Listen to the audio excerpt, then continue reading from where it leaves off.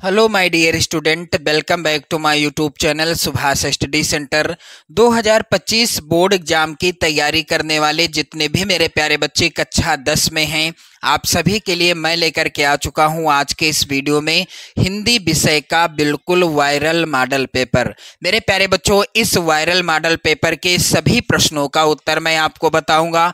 एक एक प्रश्न का यहां पर आप उत्तर देखेंगे, किस तरह से आपको बोर्ड एग्जाम में लिखना है, बोर्ड परीक्षा की कॉपी किस तरह से लिखना है, सारी चीजें क्लियर हो जाएंगी। तो वीडियो को बिल्कुल लास्ट तक देखिएगा। आप सभी लोग चैनल पर यदि नए हैं तो चैनल को भी सब्सक्राइब कर लीजिएगा। तो आज के इस वायरल मॉडल पेपर को आप लोग जरूर देख लीजिएगा। 2025 बोर्ड एग्जाम में बिल्कुल सेम इसी तरह का पेपर आएगा। पेपर का पैटर्न सेम यही रहेगा और कोड आप लोग याद रखिए 801 डीसी कोड का ये वायरल मॉडल पेपर है। 70 में 70 का स्कोर आसानी से कर लेंगे यदि आप इस वायरल मॉडल पेपर को तैयार कर लेते हैं। तो समय आपको 3 घंटे 15 मिनट का मिलेगा। समय कितना मिलेगा आपको मेरे प्यारे बच्चों? 3 घंटे 15 मिनट का मिलेगा। नोट के अंतर्गत आप ध्यान दें, प्रारंभ के 15 मिनट परीक्षार्थियों को प्रश्न पत्र पढ़ने के लिए निर्धारित हैं। सभी प्रश्न करना अनिवार्य है। जितने भी प्रश्न हैं सभी प्रश्नों को करना अनिवार्य होगा। यह प्रश्न पत्र 2 खंडों में, खंड आ एवं खंड बा 2 खंडों में विभक्त रहेगा। खंड आ में 1 अंक के बहुविकल्पीय प्रश्न हैं जिनके सही उत्तर ओएमआर उत्तर पत्रक पर नीले अथवा काले बाल पॉइंट कलम से सही विकल्प वाले गोले को पूर्ण रूप से काला कर चिन्हित करना है। मेरे प्यारे बच्चों, जो खंड आ में 20 बहुविकल्पी प्रश्न आएंगे, इनका जो है उत्तर आपको कुछ इस तरह की ओएमआर शीट में भरना होगा, जिसमें प्रश्न संख्या 1 से लगाकर प्रश्न संख्या 20 तक के प्रश्नों का आंसर आप काला करेंगे, क्या गोला काला करके उत्तर भरेंगे। चलिए अगला निर्देश है यहाँ पर, खंड आ के प्रत्येक प्रश्न का निर्देश पढ़कर केवल प्रदत्त ओएमआर उत्तर पत्रक पर ही उत्तर देना है। ओएमआर उत्तर पत्रक पर उत्तर देने के पश्चात उसे आपको काटना नहीं है। इरेजर अथवा व्हाइटनर का प्रयोग भी नहीं करना है, ये भी ध्यान रहे। मान लीजिए एक प्रश्न है और एक प्रश्न के अंतर्गत सही विकल्प भी है, आपने गलती से सी या डी या ए वाला ऑप्शन जो है काला कर दिया है, तो अब ना तो आप इसे इस तरह से काटेंगे, ना ही इसे इरेजर से साफ कर सकते हैं और ना ही इसमें व्हाइटनर का प्रयोग करना है। जो आपने गोला भर दिया सो भर दिया, काट पीट किसी भी हालत में आपको नहीं करना है ओएमआर शीट में। चलिए अगला निर्देश है, प्रश्न के अंक उनके सम्मुख यानी उसके सम्मुख अंकित हैं। कौन सा प्रश्न कितने नंबर का है, 1 नंबर का है, 2 नंबर का है या 3 नंबर का है, 4, 5, 6, 7 या 8 नंबर का है, इसका भी विवरण दिया हुआ है। खंड बा में 50 अंक के वर्णनात्मक प्रश्न आएंगे, इनका उत्तर आपको बोर्ड परीक्षा की कॉपी पर लिखना होगा। खंड बा में सभी प्रश्नों के उत्तर एक साथ ही करना है। प्रथम प्रश्न से आरंभ कीजिएगा तथा अंतिम प्रश्न तक करते जाइएगा। जो प्रश्न आपको नहीं आता है उस पर आपको समय नष्ट बिल्कुल भी नहीं करना है। मेरे प्यारे बच्चों, यहाँ पर ध्यान दें आप लोग, खंड आ के बहुविकल्पी प्रश्न 20 प्रश्न हैं, 20 नंबर के प्रश्न हैं और इन सभी प्रश्नों को आप लोग तैयार कर लेंगे 2025 बोर्ड एग्जाम के लिए। तो चलिए मेरे प्यारे बच्चों, 2025 बोर्ड एग्जाम में यही प्रश्न आने हैं, बिल्कुल 100% तय है। चलिए पहला प्रश्न यहाँ पर आप लोग ध्यान दें, शुक्ल युग का नामकरण किस विद्वान के नाम पर किया गया? यहाँ पर विद्वान होगा, आप लोग ध्यान दें। शुक्ल युग का नामकरण किस विद्वान के नाम पर किया गया? तो शुक्ल युग का नामकरण किया गया था, यहाँ पर बी वाला ऑप्शन सही होगा, आचार्य रामचंद्र शुक्ल जी के नाम पर। इनकी प्रमुख रचना आप लोग याद कर लीजिएगा, चिंतामणि, विचार वीथी, विचार इस तरह से होगा, विचार वीथी, और मेरे प्यारे बच्चों आप लोग ध्यान दीजिएगा त्रिवेणी, ये आचार्य रामचंद्र शुक्ल जी की रचनाएं हैं, आप लोग जरूर याद कर लेना। चलिए अगला प्रश्न है, सेवा सदन उपन्यास के लेखक कौन हैं? तो मैं आपको एक और जानकारी देना चाहूँगा मेरे प्यारे बच्चों, वीडियो बिल्कुल भी स्किप ना करें क्योंकि बहुत सारी चीज़ें आपको इस वीडियो में मिलने वाली हैं। बिल्कुल फ्री जानकारी आपको मिलेगी, किसी तरह का कोई भी चार्ज नहीं है। मेरे प्यारे बच्चों, आप सभी के लिए मैं तत्पर हूँ, तो आप लोग भी चैनल को सब्सक्राइब करें और अपने उत्तरदायित्व का निर्वहन करें। मेरे प्यारे बच्चों, यहाँ पर ध्यान दें आप सभी लोग, सेवा सदन उपन्यास के लेखक कौन हैं? तो यहाँ पर आप लोग ध्यान दीजिएगा, गोदान गबन, गोदान गबन सेवा सदन, गोदान गबन सेवा सदन, निर्मला रंगभूमि कर्मभूमि, ये सभी उपन्यास विधा पर आधारित रचनाएं हैं। और ये सभी रचनाएं किसके द्वारा लिखी गई हैं? यहाँ पर सी वाला ऑप्शन सही होगा, प्रेमचंद। गोदान गबन सेवा सदन, निर्मला रंगभूमि कर्मभूमि, ये सभी रचनाएं मुंशी प्रेमचंद जी के द्वारा लिखी गई रचनाएं हैं। चलिए अगला प्रश्न है यहाँ पर, शुक्ल युग के नाटककार निम्नलिखित में से कौन नहीं है? तो हरि कृष्ण प्रेमी शुक्ल युग के नाटककार हैं, जयशंकर प्रसाद जी भी हैं, डॉक्टर रामकुमार वर्मा जी भी हैं, लेकिन यहाँ पर सी वाला ऑप्शन सही होगा, भारतेंदु हरिश्चंद्र जी क्या हैं? ये भारतेंदु युग के नाटककार हैं, शुक्ल युग के नाटककार नहीं है, क्योंकि भारतेंदु युग का नामकरण भारतेंदु हरिश्चंद्र जी के नाम से ही हुआ था। अगला प्रश्न है मेरे प्यारे बच्चों, प्रसिद्ध आत्मकथा क्या भूलूं क्या याद करूं के लेखक कौन हैं? तो प्रसिद्ध आत्मकथा, यदि प्रश्न आता है क्या भूलूं क्या याद करूं किस विधा की रचना है? मेरे प्यारे बच्चों, यह आत्मकथा विधा पर आधारित रचना है। और यह रचना है किसके द्वारा लिखी गई? हरिवंश राय बच्चन जी के द्वारा लिखी गई रचना है। इनकी प्रमुख रचनाएं और भी हैं, मधुशाला, मधुशाला, मधुबाला, आप लोग याद कर लेना, मधुशाला, मधुबाला और मधुकलश, मधुकलश, ये तीनों रचनाएं हरिवंश राय बच्चन जी की ही रचनाएं हैं। आप लोग इसका भी स्मरण रखिएगा। अगला प्रश्न है मेरे प्यारे बच्चों, बहुत ही ज्यादा इंपॉर्टेंट, निम्नलिखित में से कौन प्रसिद्ध यात्रा साहित्यकार हैं? तो मेरे प्यारे बच्चों, यहाँ पर डी वाला ऑप्शन सही होगा, राहुल सांकृत्यायन जी एक प्रसिद्ध यात्रा साहित्यकार हैं। अगला प्रश्न है, रीतिकाल के वीर रस के प्रसिद्ध कवि कौन हैं? तो मेरे प्यारे बच्चों, यहाँ पर राइट आंसर हो जाएगा महाकवि भूषण रीतिकाल के वीर रस के कवि हैं। इनकी रचना का नाम है, प्रश्न आता है बोर्ड परीक्षा में, छत्रसाल दशक। छत्रसाल दशक के लेखक कौन हैं? महाकवि भूषण हैं। अगला प्रश्न है, रामचंद्रिका के रचनाकार कौन हैं? तो रामचंद्रिका, कवि प्रिया, कवि प्रिया, रसिक प्रिया, रसिक प्रिया, ये तीनों रचनाएं किसकी हैं? केशव दास जी की हैं। यहाँ पर बी वाला ऑप्शन सही होगा। चलिए अगला प्रश्न है, प्रिय प्रवास किसकी रचना है? तो मेरे प्यारे बच्चों, प्रिय प्रवास और वैदेही वनवास, वैदेही वनवास, ये दोनों रचनाएं किसकी हैं? अयोध्या सिंह उपाध्याय हरिऔध जी की हैं। यहाँ पर डी वाला ऑप्शन सही होगा। अगला प्रश्न मेरे प्यारे बच्चों है, राम की शक्ति पूजा। ये सभी प्रश्न इंपॉर्टेंट हैं आपकी बोर्ड परीक्षा 2025 के लिए। आप लोग इनको जो है अच्छे से तैयार कर लीजिएगा।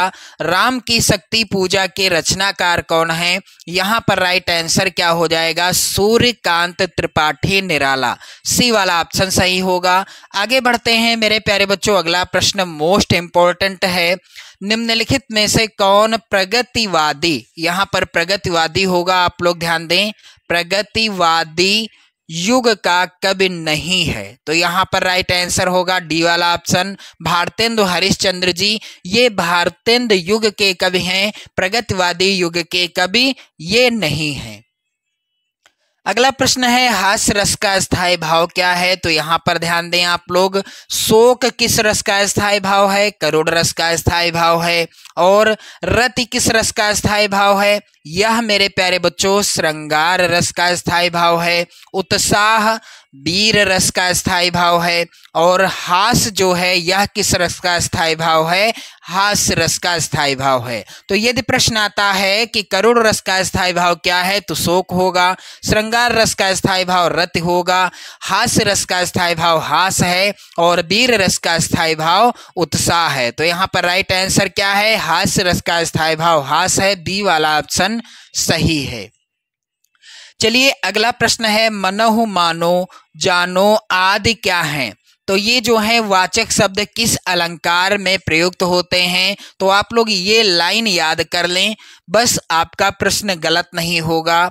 यहाँ पर आप लोग ध्यान दें, मनु मानो, मनु मानो, जनु जानो, मनु मानो जनु जानो, मनहु और जनहु, मनहु और जनहु, ये सभी किस अलंकार के वाचक शब्द हैं? उत्प्रेक्षा अलंकार के वाचक शब्द हैं। किसी भी उदाहरण में इनमें से कोई भी शब्द आता है तो यदि पूछा जाता है कि दिए गए उदाहरण में कौन सा अलंकार है, तो उत्प्रेक्षा अलंकार ही होगा।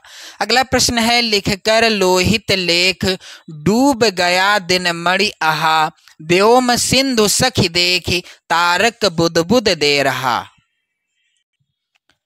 मेरे प्यारे बच्चों, प्रयुक्त पंक्तियों में प्रयुक्त छंद कौन सा है? तो आप लोग ध्यान दें, यहाँ पर है सोरठा छंद। आप लोग ध्यान दीजिएगा, सोरठा छंद में क्या होता है? पहले और तीसरे चरण में, सोरठा छंद के पहले और तीसरे चरण में 11-11 मात्राएं होती हैं। सोरठा छंद के दूसरे और चौथे चरण में 13-13 मात्राएं होती हैं। ये भी आप लोग याद कर लेना। चलिए आगे बढ़ते हैं। अगला प्रश्न है, उप उपसर्ग से बना शब्द नहीं है। उप उपसर्ग से बना शब्द इनमें से कौन नहीं है? यहाँ पर मेरे प्यारे बच्चों राइट आंसर होगा यहाँ पर बी वाला ऑप्शन, ऊपर।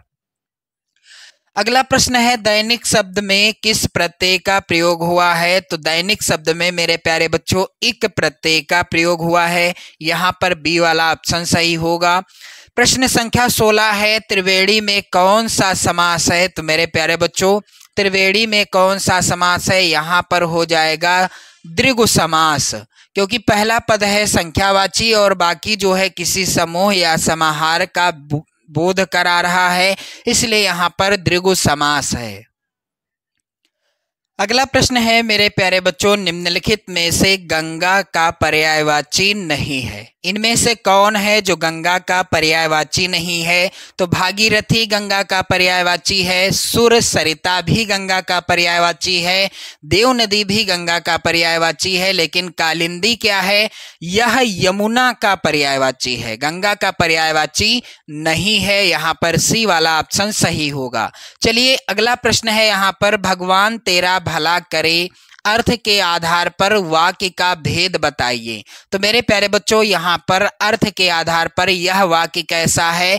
इच्छावाचक वाक्य है, क्योंकि मेरी इच्छा है कि भगवान आपका भला करे, या कहने वाले की इच्छा है कि भगवान आपका भला करे।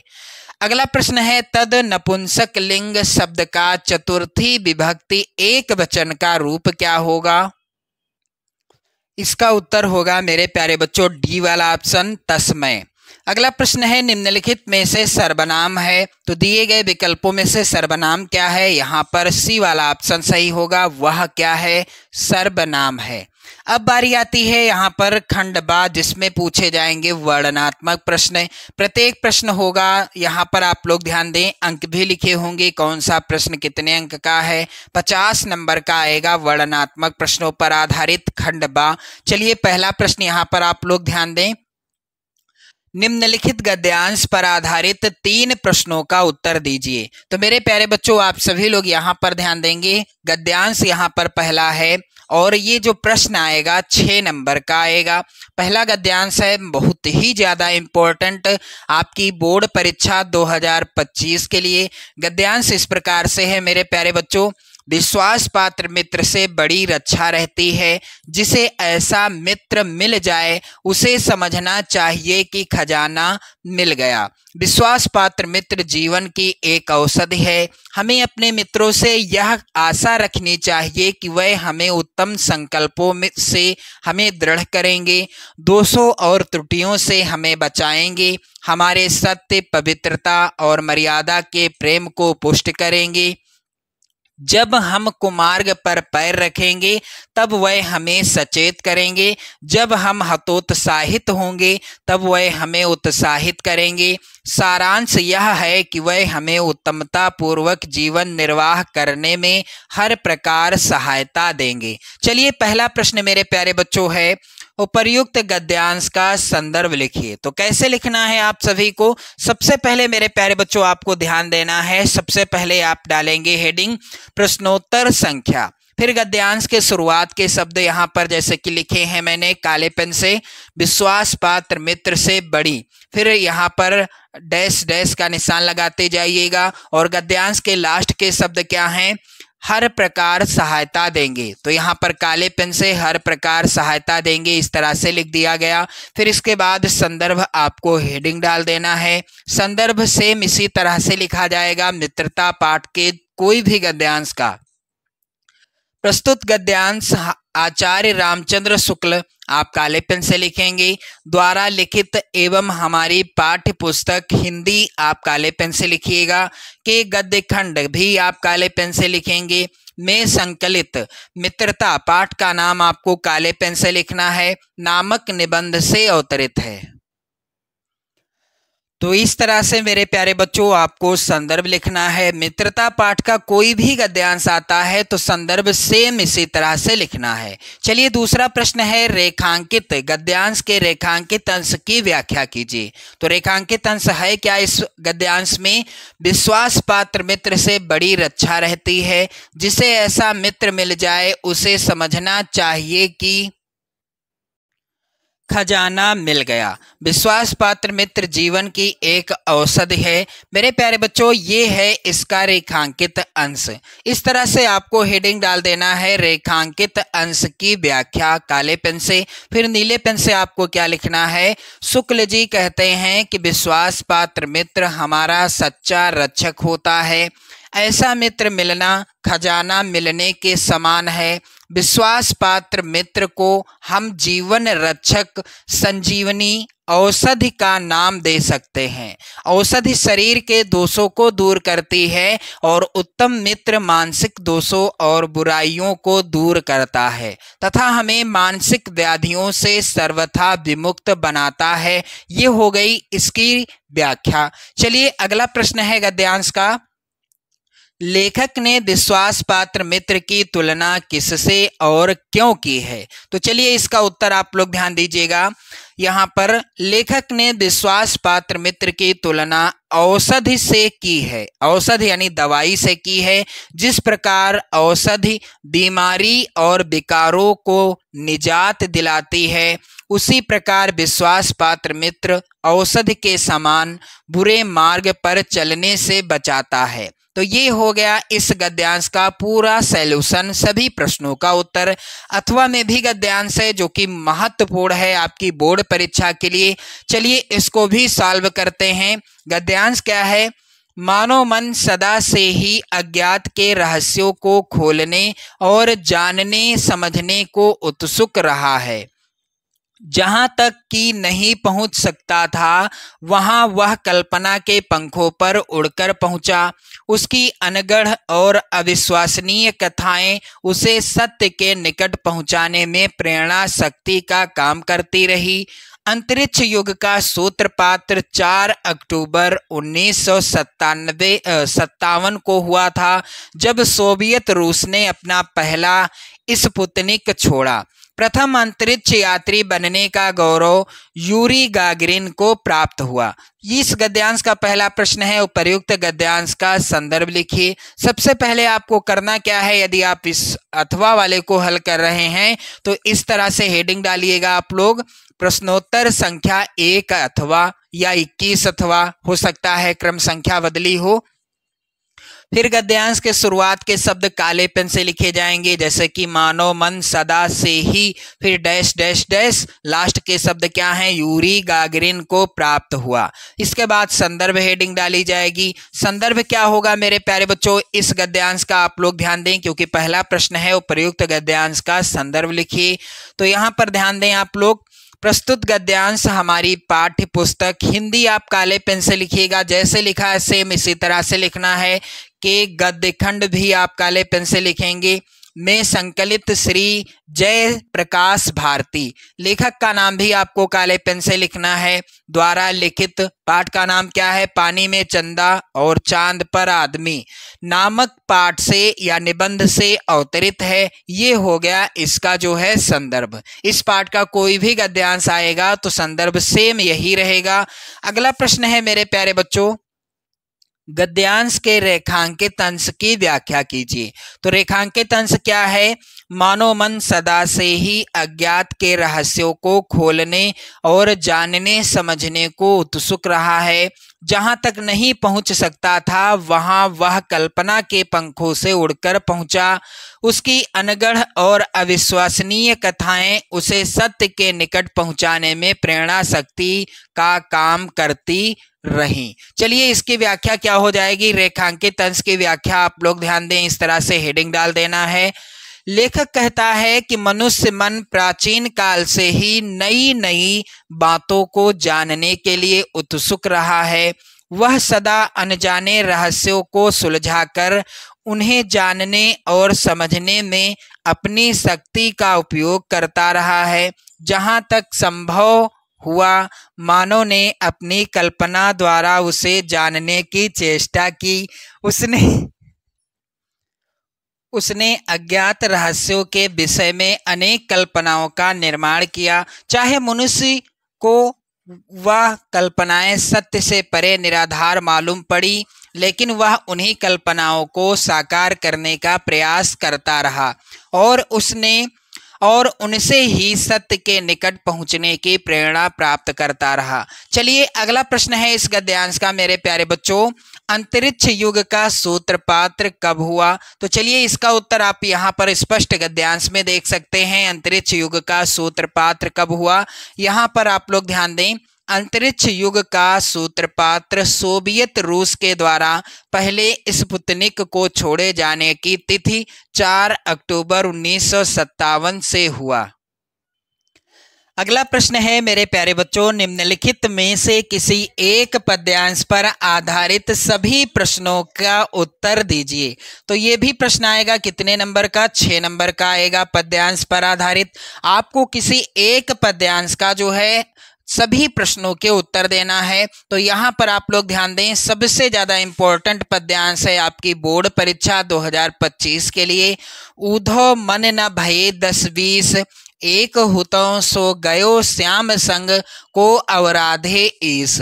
इंद्री शिथिल भई केशव बिनु ज्यों देहि दिनु शीस, ज्यों देहि बिनु शीस। मेरे प्यारे बच्चों आप लोग ध्यान दें, आगे क्या है, आशा लागी रहत तन श्वासा जीवहि कोटि बरीस।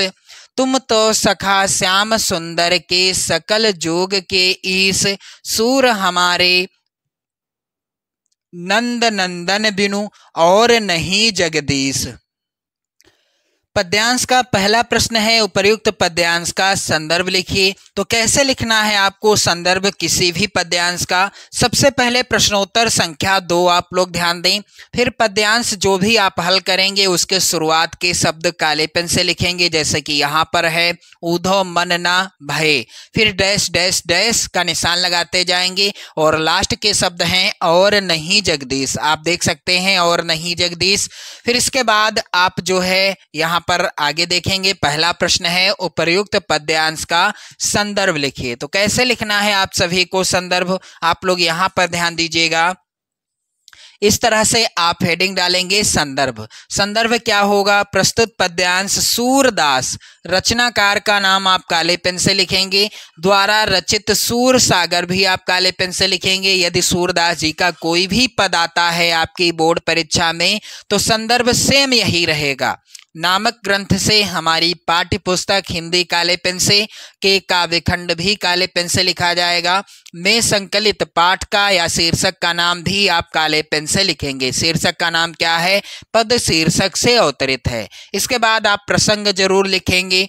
काव्य जो पद्यांश आएगा उसका प्रसंग भी लिखना है आप सभी को। उद्धव जी गोपियों को योग का संदेश देने मथुरा से गोकुल आए हैं। गोपियां योग की शिक्षा ग्रहण करने में अपने को असमर्थ बताती हैं और अपनी मनोव्यथा को उद्धव के समक्ष व्यक्त करती हैं। चलिए अगला प्रश्न है यहाँ पर पद्यांश का। रेखांकित अंश की व्याख्या कीजिए। मैं आपको पूरे पद्यांश की व्याख्या बताऊंगा जो कि इस प्रकार से है, आप लोग ध्यान दें।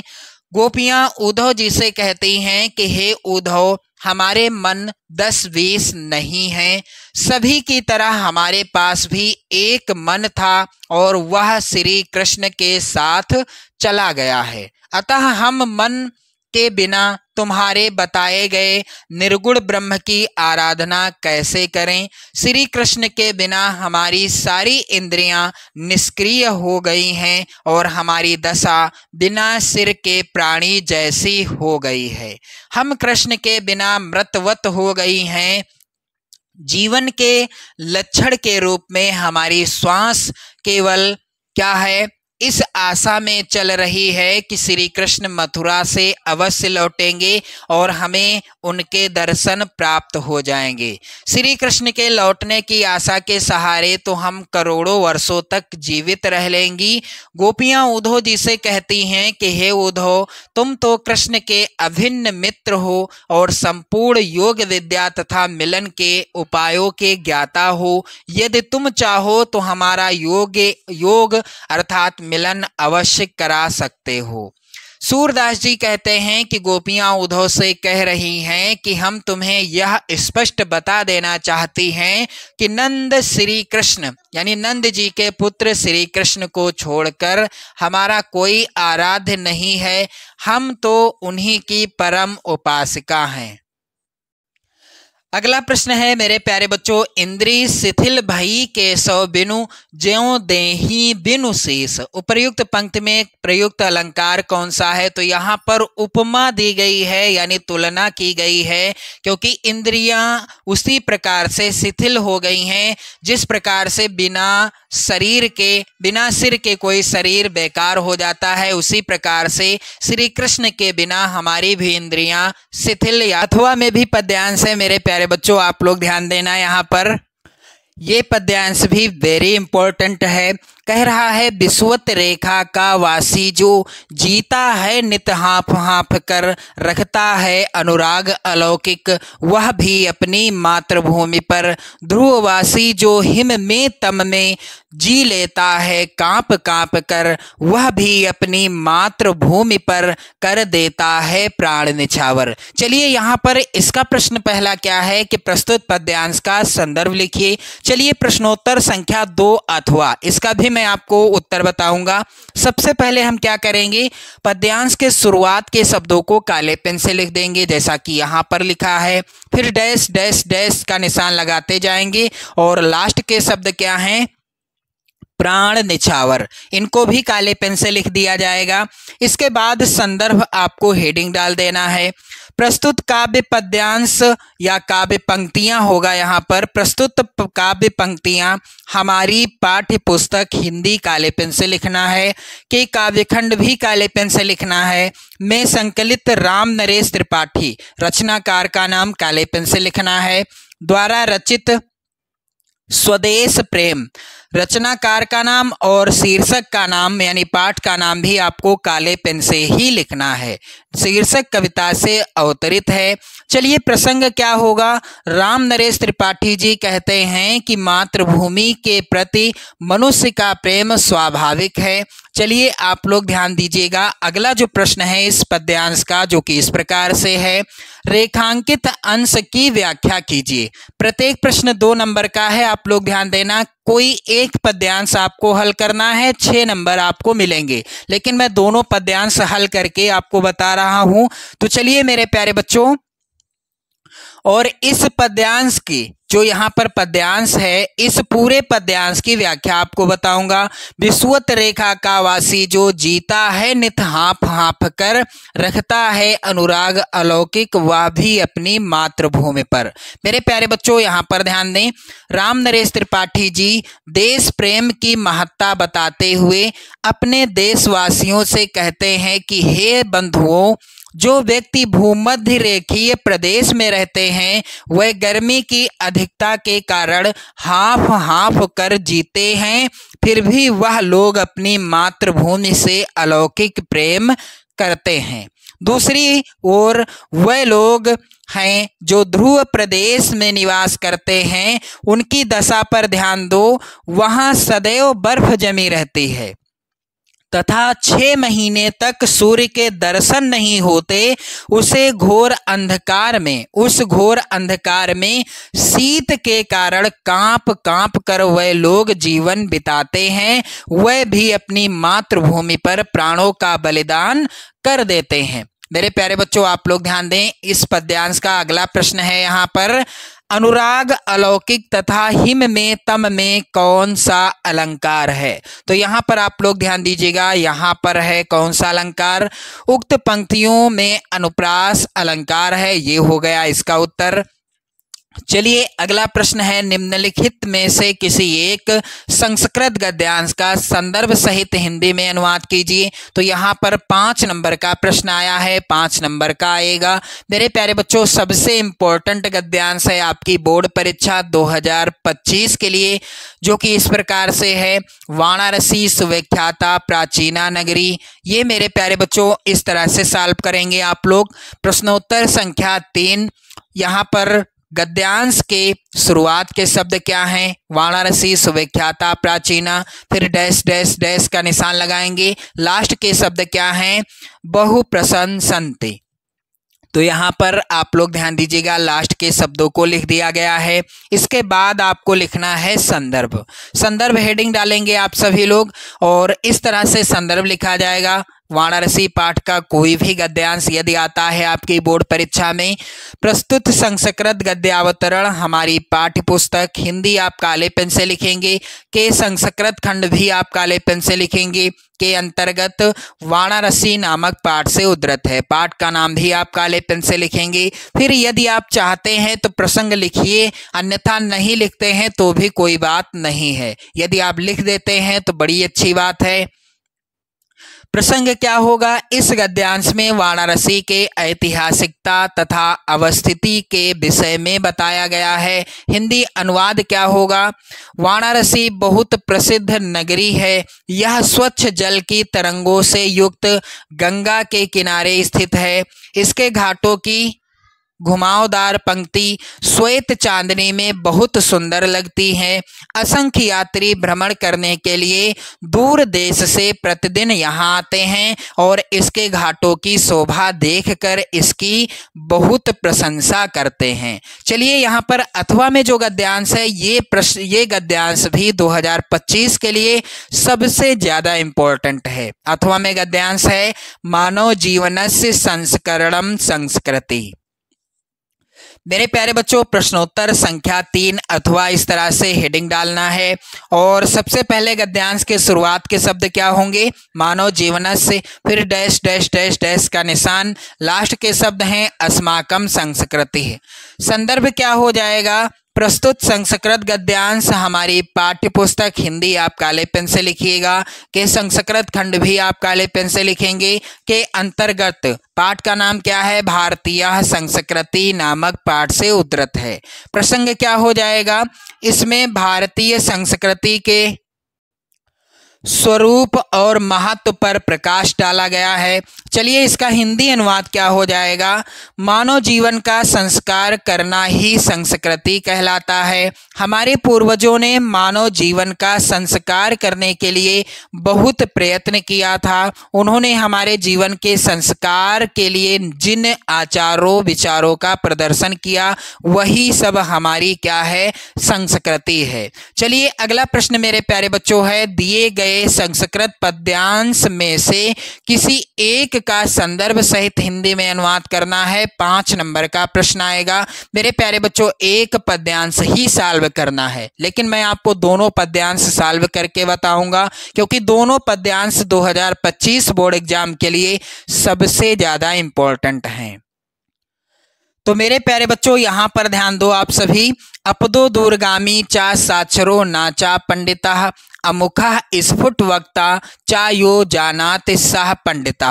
मेरे प्यारे बच्चों, प्रश्नोत्तर संख्या 4 इस तरह से हेडिंग डाल देना। फिर पद्यांश के शुरुआत के शब्द काले पेन से लिखे जाएंगे, जैसे कि यहाँ पर आप देख रहे हैं, अपदो दूरगामी चा, फिर डैश डैश का निशान लगाते जाएंगे और लास्ट के शब्द क्या हैं, सह पंडिता। इसके बाद संदर्भ आपको लिखना है। संदर्भ क्या होगा, प्रस्तुत श्लोक हमारी पाठ्य पुस्तक, यहाँ पर थोड़ा मिसप्रिंट है, मैं सही कर रहा हूँ, हिंदी काले पेन से लिखिएगा आप लोग, नीले से यहाँ पर प्रिंट हुआ है लेकिन काले से लिखिएगा। संस्कृत खंड भी आप काले पेन से लिखेंगे। के अंतर्गत पाठ का नाम क्या है, प्रबुद्धो ग्रामीणा, पाठ का नाम भी आपको काले पेन से ही लिखना है। नामक पाठ से उद्धृत है। फिर इसका हिंदी अनुवाद क्या होगा, बिना पैरों का है किंतु दूर तक जाता है, साक्षर यानी अक्षर युक्त है किंतु पंडित नहीं है, मुखहीन होने पर भी स्पष्ट बोलने वाला है, इसे जो जानता है वही क्या है, पंडित है। चलिए आप लोग आगे बढ़ते हैं। हम लोग आगे यहाँ पर ध्यान दें। अगला जो पद्यांश है, मानम हित्वा प्रियो भवति, क्रोधम हित्वा न सोचति, कामम हित्वार्थवान भवति, लोभम हित्वा सुखी भवेत। सबसे पहले क्या करेंगे, प्रश्नोत्तर संख्या 4 अथवा वैसे तो एक ही पद्यांश करना है, लेकिन मैं यहाँ पर दोनों को सॉल्व करा रहा हूँ जैसा कि मैंने आपको बताया था। तो मानम हित्वा प्रियो भवति, सबसे पहले शुरुआत के शब्द काले पेन से, लास्ट के शब्द भी काले पेन से। संदर्भ क्या होगा, प्रस्तुत श्लोक हमारी पाठ्य पुस्तक, हिंदी आप काले पेन से लिखें, के संस्कृत खंड भी काले पेन से लिखें। के अंतर्गत पाठ का नाम क्या है, जीवन सूत्राणि नामक पाठ से उद्धृत है। अब चलिए इसका हिंदी अनुवाद क्या हो जाएगा, मनुष्य अहंकार को छोड़कर प्रिय हो जाता है और मनुष्य क्रोध को छोड़कर शोक नहीं करता है, मनुष्य इच्छा यानी कामना को छोड़कर धनवान हो जाता है, मनुष्य लोभ को छोड़कर सुखी हो जाता है। चलिए अगला प्रश्न मेरे प्यारे बच्चों है इस मॉडल पेपर का। अपने पठित खंड काव्य के आधार पर निम्नलिखित प्रश्नों में से किसी एक का उत्तर दीजिए। कोई एक खंड काव्य जो आपके जिले के लिए निर्धारित है, उस खंड काव्य के किसी एक प्रश्न का उत्तर देना है। 3 नंबर आपको मिलेंगे। आप देख सकते हैं प्रत्येक खंड काव्य के 2-2 प्रश्न हैं। आपको किसी एक प्रश्न का उत्तर देना है और वही खंड काव्य आप सॉल्व करेंगे, यानी उसी खंड काव्य के प्रश्न को हल करेंगे जो आपके जिले के लिए निर्धारित खंड काव्य है। मेरे प्यारे बच्चों, यहाँ पर आप लोग ध्यान दीजिएगा। अगला प्रश्न है, दिए गए लेखकों में से किसी एक लेखक का जीवन परिचय लिखते हुए उनकी प्रमुख रचना का उल्लेख कीजिए। 5 नंबर का प्रश्न आएगा। आचार्य रामचंद्र शुक्ल, जयशंकर प्रसाद, डॉक्टर राजेंद्र प्रसाद, यही जीवन परिचय आएंगे 2025 बोर्ड एग्जाम में। आप लोग बिल्कुल अच्छे से तैयार कर लेना इनका जीवन परिचय। मैं आपको बताऊंगा जयशंकर प्रसाद जी का बिल्कुल सरल जीवन परिचय। प्रश्नोत्तर संख्या 6 का दूसरे नंबर पर है जयशंकर प्रसाद जी का जीवन परिचय। फिर संक्षिप्त परिचय आप लिख देना, कॉपी के इस साइड में आपको ध्यान देना है। जन्म कब हुआ, 30 जनवरी 1889 ईस्वी को। जन्म स्थान क्या था, काशी। पिता का नाम श्री देवी प्रसाद। शिक्षा इन्होंने कक्षा 8 तक प्राप्त की और इनकी प्रमुख रचनाएं कौन कौन सी थी, कामायनी, लहर, आंसू, चंद्रगुप्त, अजात शत्रु, कंकाल, तितली, इरावती, अपूर्ण आदि। मेरे प्यारे बच्चों, मृत्यु कब हो गई जयशंकर प्रसाद जी की, 15 नवंबर 1937 ईस्वी को। चलिए इनका जीवन परिचय क्या हो जाएगा। जयशंकर प्रसाद का जन्म काशी के, आप लोग ध्यान देना, जो काले पेन से लिखा है यानी काले से प्रिंट है आप काले से लिखेंगे, जो नीले से प्रिंट है आप नीले से लिखेंगे। आप लोग ध्यान दें इसका, क्योंकि मैंने बिल्कुल अच्छे से इसको प्रिंट किया है ताकि आपको किसी प्रकार की कन्फ्यूजन ना हो। तो जयशंकर प्रसाद का जन्म काशी के एक प्रतिष्ठित वैश्य परिवार में 30 नवंबर सन 1889 ईस्वी में हुआ था। इनके पिता श्रीदेवी प्रसाद साहू सुघनी साहू के नाम से प्रख्यात थे। उनकी दानशीलता और उदारता के कारण उनके यहाँ विद्वानों और कलाकारों का बराबर समादर हुआ करता था।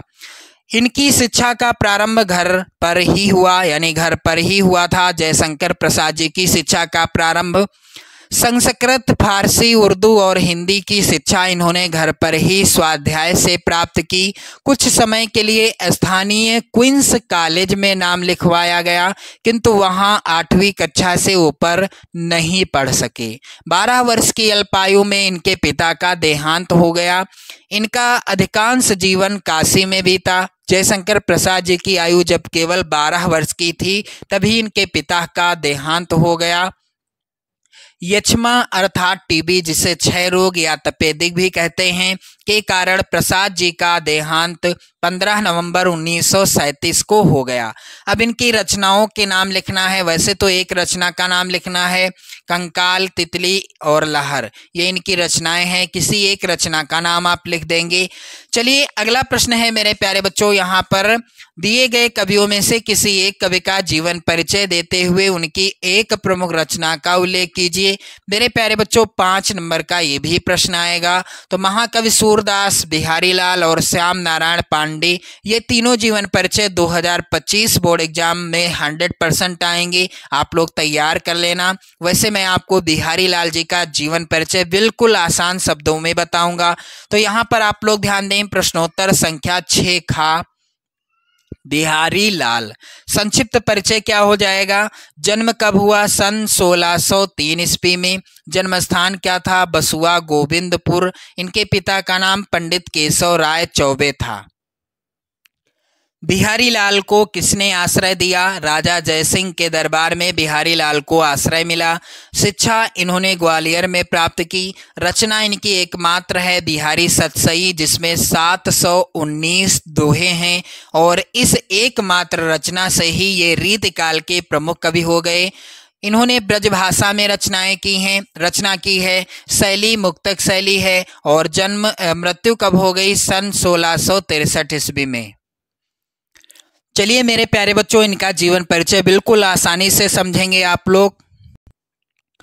रीतिकाल के महान कलाकार महाकवि बिहारी लाल का जन्म सन 1603 ईस्वी में ग्वालियर के निकट बसुआ गोविंदपुर नामक गांव में हुआ था। जो काले से प्रिंट है आप काले पेन से लिखेंगे, मैंने आपको बता ही दिया।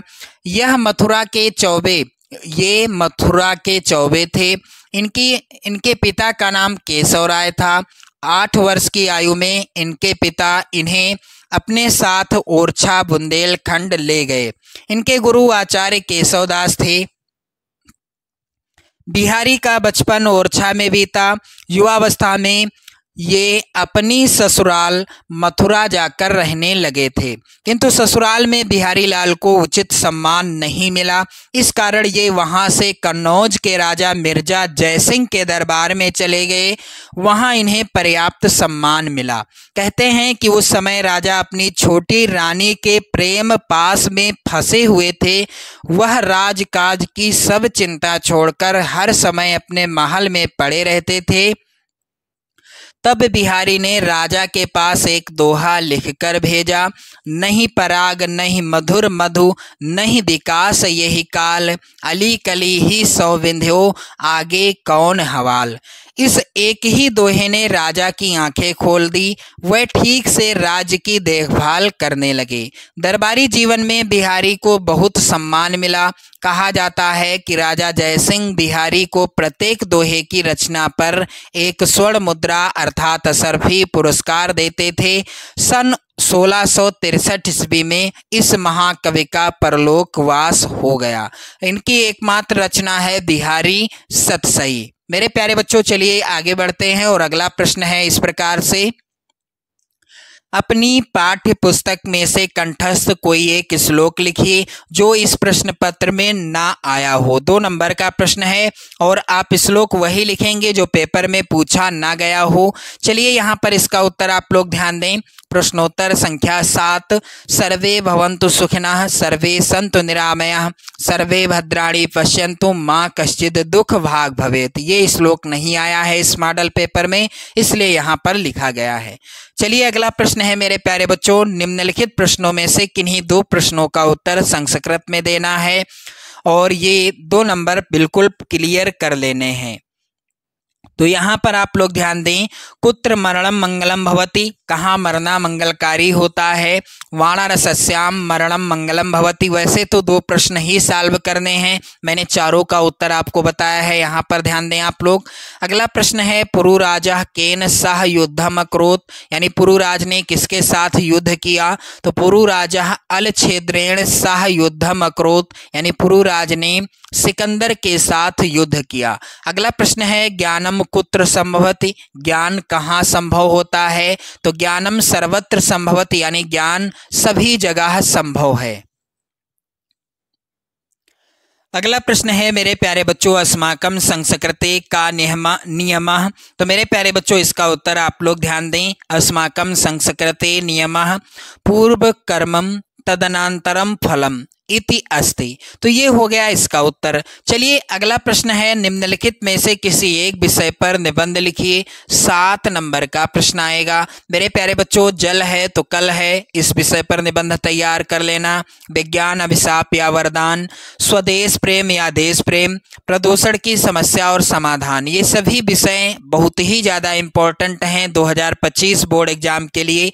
इन सभी विषयों पर निबंध तैयार जरूर कर लेना। मैं आपको बताऊंगा प्रदूषण की समस्या और समाधान पर बिल्कुल अच्छे से निबंध लिखने का तरीका। तो चलिए आप लोग ध्यान दें। प्रश्नोत्तर संख्या 9, प्रदूषण की समस्या और समाधान। रूपरेखा के अंतर्गत आपको हेडिंग में क्या लिखना है, प्रस्तावना, प्रदूषण का अर्थ क्या है, प्रदूषण के प्रकार, जल प्रदूषण, वायु प्रदूषण, ध्वनि प्रदूषण, रासायनिक प्रदूषण, रेडियोधर्मी प्रदूषण और प्रदूषण के रोकने के उपाय क्या हैं और उपसंहार। तो चलिए संक्षिप्त में इनके बारे में कैसे लिखना है आप लोग ध्यान दें। प्रस्तावना के अंतर्गत आपको क्या लिखना है, आज का मानव औद्योगिकीकरण के जंजाल में फंसकर स्वयं भी मशीन का एक ऐसा निर्जीव पुर्जा बनकर रह गया है कि वह अपने पर्यावरण की शुद्धता का ध्यान भी नहीं रख सका। अब एक और समस्या उत्पन्न हो गई है,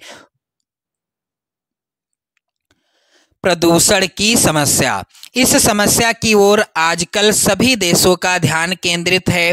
इस समय हमारे समक्ष सबसे बड़ी चुनौती पर्यावरण को बचाने की है, क्योंकि पानी, हवा, जंगल, मिट्टी आदि सब कुछ क्या हो चुका है, प्रदूषित हो चुका है। दूसरी हेडिंग है प्रदूषण का अर्थ। तो प्रदूषण का अर्थ क्या है मेरे प्यारे बच्चों, जीवन के लिए संतुलित वातावरण अत्यंत आवश्यक है। वातावरण के इन घटकों में हानिकारक बाह्य घटकों के प्रवेश से वातावरण प्रदूषित हो जाता है, जो सभी जीवधारियों के लिए हानिकारक हो जाता है। वातावरण के दूषित हो जाने को प्रदूषण कहा जाता है, जो मुख्यतः जल, वायु, ध्वनि आदि में सर्वत्र व्याप्त है। अगली हेडिंग है प्रदूषण के प्रकार। तो प्रदूषण निम्न प्रकार के होते हैं। सबसे पहला जल प्रदूषण। तो आप लोग ध्यान दें, इसके अंतर्गत क्या लिखना है आप सभी को, जल जीवन का पर्याय है, यानी जल ही जीवन है। बिना जल के जीवन असंभव है। जल भी स्वच्छ और विकार रहित होना चाहिए। उद्योग धंधों का कचरा, रासायनिक तत्व आदि नदियों में मिलते रहते हैं। यह जमीन के अंदर जाकर भूमिगत जल को प्रदूषित करते हैं। प्रदूषण का अगला प्रकार है वायु प्रदूषण। तो वायु प्रदूषण क्या है मेरे प्यारे बच्चों, वायुमंडल में विभिन्न प्रकार की गैसें अपनी आपसी क्रिया द्वारा संतुलित अवस्था में रहकर जीव जगत के लिए प्राणवायु ऑक्सीजन की निश्चित मात्रा सुनिश्चित करती हैं। वृक्षों के कटान, उद्योग धंधों के धुएं और कचरे से यह संतुलन बिगड़ जाता है। वायुमंडल में ऑक्सीजन कम हो जाती है तथा कार्बन डाइऑक्साइड की मात्रा बढ़ जाती है, जो हमारे स्वास्थ्य के लिए हानिकारक है। और यही क्या है, वायु प्रदूषण होता है। प्रदूषण का अगला प्रकार है ध्वनि प्रदूषण। अनेक प्रकार के वाहनों जैसे कि मोटर, कार, बस, जेट विमान, ट्रैक्टर आदि लाउड स्पीकर, बाजे, कारखानों के सायरन और मशीनों से होने वाली आवाज़ों से ध्वनि प्रदूषण होता है। ध्वनि की लहरें जीवधारी की क्रियाओं को प्रभावित करती हैं। अत्यधिक तेज ध्वनि से लोगों में सुनने की क्षमता कम हो जाती है तथा नींद भी ठीक प्रकार से नहीं आती है। यहाँ तक कि कभी कभी पागलपन का रोग भी उत्पन्न हो जाता है। मेरे प्यारे बच्चों, प्रदूषण का अगला प्रकार है रासायनिक प्रदूषण। इसके अंतर्गत क्या लिखेंगे आप लोग, प्रायः क्या होता है, कृषक यानी किसान अधिक फसलोत्पादन के लिए कीटनाशक और रोगनाशक दवाइयों व रसायनों का प्रयोग करते हैं जो स्वास्थ्य पर हानिकारक प्रभाव डालते हैं।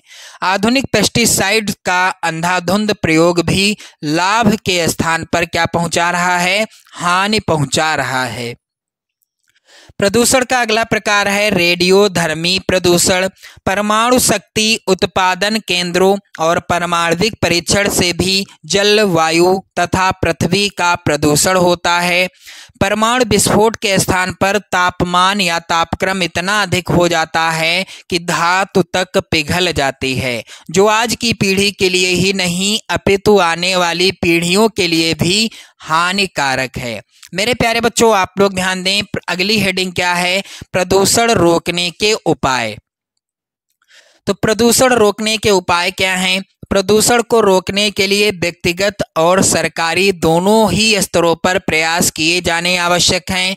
प्रदूषण के निवारण एवं नियंत्रण के लिए भारत सरकार ने कई महत्वपूर्ण कदम उठाए हैं, जैसे वाहनों से निकलने वाले धुएं की जांच की व्यवस्था करना, नए उद्योगों को लाइसेंस दिए जाने से पूर्व उन्हें औद्योगिक कचरे के निस्तारण की समुचित व्यवस्था करना और इसकी पर्यावरण विशेषज्ञों से स्वीकृत प्राप्त करना अनिवार्य होगा।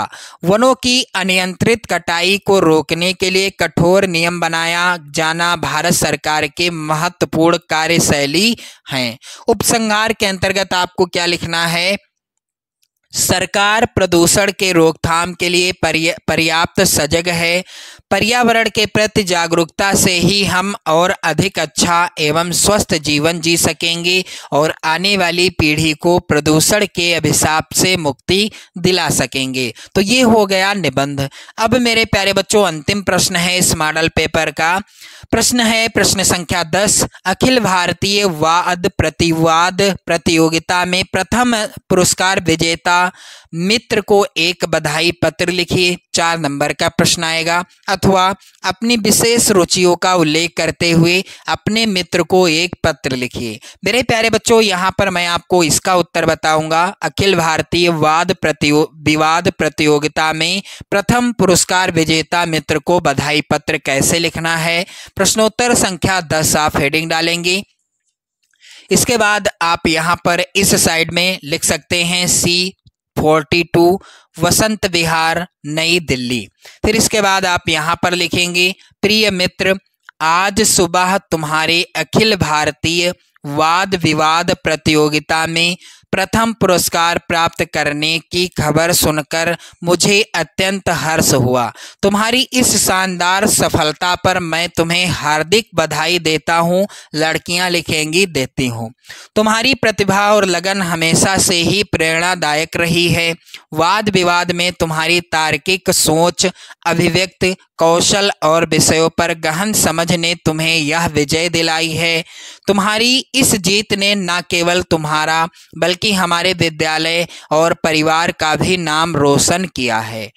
मुझे विश्वास है कि तुम आगे भी इसी तरह सफलता की ऊंचाइयों को छूते रहोगे।